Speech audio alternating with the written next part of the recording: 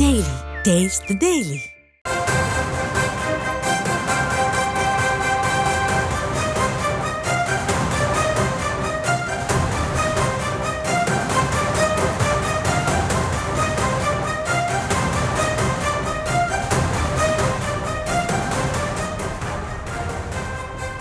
அண்மை செய்தி. தமிழ்நாட்டில் கடந்த 4 ஆண்டுகளில் காவல் நிலையங்களில் மரணமடைந்தவர்களின் குடும்பங்களை சந்திக்க தாவேகா தலைவர் விஜய் திட்டம் என தகவலானது வெளியாகி இருக்கிறது. கூடுதல் விவரங்களோடு இணைகிறார் செய்தியாளர் ஜெர்ரி.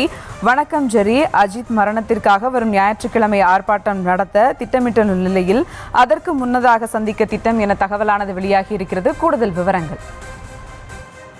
வணக்கம். தமிழக வெற்றி கழகம் சார்பில் சமீபத்தில் காவல்துறை அடித்துக் கொல்லப்பட்ட அஜித் குமார் அவருடைய மரணத்தை கண்டித்து சென்னையில பெரிய ஒரு ஆர்ப்பாட்டம் நடத்த திட்டமிட்டிருந்தனர்.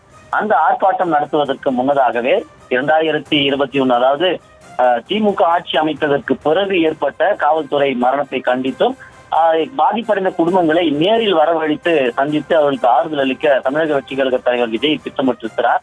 ஞாயிற்றுக்கிழமை இந்த ஆர்ப்பாட்டம் சென்னையில் நடைபெற இருக்கிறது. இதுக்கு முன்னதாகவே 3ஆம் தேதி மற்றும் 6, 12ஆம் தேதி என 3 தினங்கள்ல இவர்கள் தேதி கேட்டும் அது தள்ளி போன நிலையில ஞாயிற்றுக்கிழமை இந்த ஆர்ப்பாட்டம் நடைபெற இருக்கிறது. இந்த ஆர்ப்பாட்டத்திற்கு ஏறத்தாழ அக்கட்சியினுடைய அமைப்பு ரீதியான 120 மாவட்டங்கள்ல இருந்தும் அழைப்பு விடுக்கப்பட்டிருக்கிறது. ஆர்ப்பாட்டத்தில் பங்கேற்க ஏறத்தாழ 5000க்கும் மேற்பட்டோர் இந்த ஆர்ப்பாட்டத்தில் கலந்து கொள்ள இருப்பதாகவும் தெரிவிக்கப்படுகிறது.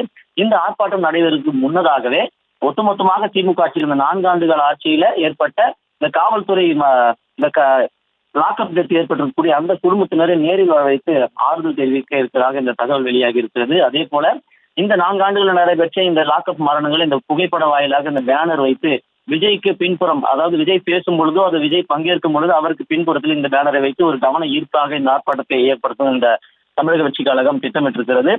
வரும் சனிக்கிழமை மாலை அல்லது ஞாயிற்றுக்கிழமை காலை விஜய் பணிகள் அலுவலகத்தில் இவர்களை வரவழைத்து நேரில் சந்திக்கப்போவதாகவும் தெரிவிக்கப்படுகிறது.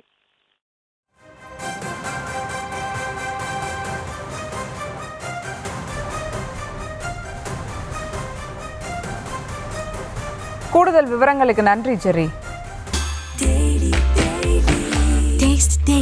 Taste the Daily.